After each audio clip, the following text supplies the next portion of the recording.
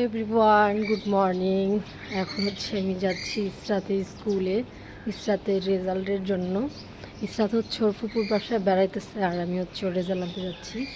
তো আমি যেতে যেতে তোমাদেরকে দেখাবো কোথায় কোথায় কী আছে না আছে আমাদের এলাকায়। তো আমি যেখান থেকে বের হচ্ছি এখানে এই রাস্তাটা অনেকটা দূরত্ব, স্কুল থেকে অনেক দূরত্ব। স্কুল থেকে আমার বাসা 80 টাকা রিক্সা ভাড়া। আর আমি এখন পুরো গলির থেকে একদম মেন রোডে বের হব, তারপর তোমাদেরকে দেখাতে পারবো।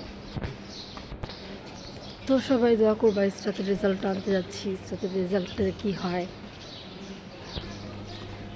আজকে আমি একা ইসরাত নিয়ে একা হাঁটতেছি। গলিটা পুরো ঠান্ডা, এত সকালবেলা স্কুলে যাচ্ছি।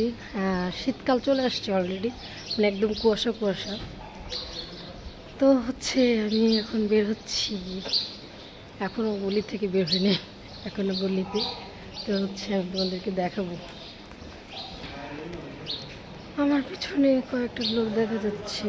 এখন আমি আরেকটু ভিতর থেকে বের হচ্ছি, আরেকটু বাইরে। তো দেখাবো ওখানে কি হচ্ছে।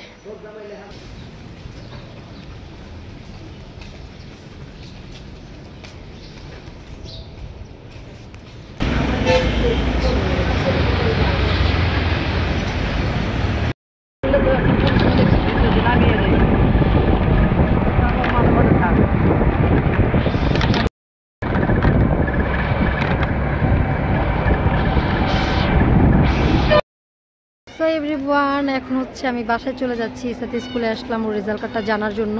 তো এখন বাসায় যাব। বাসায় যেয়ে তোমাদেরকে দেখাবো যে কি করলাম, ইসরাতের জন্য কি নিয়ে আসলাম। আমি এবার বললাম যে না, আমার কিছু বাকি নেই।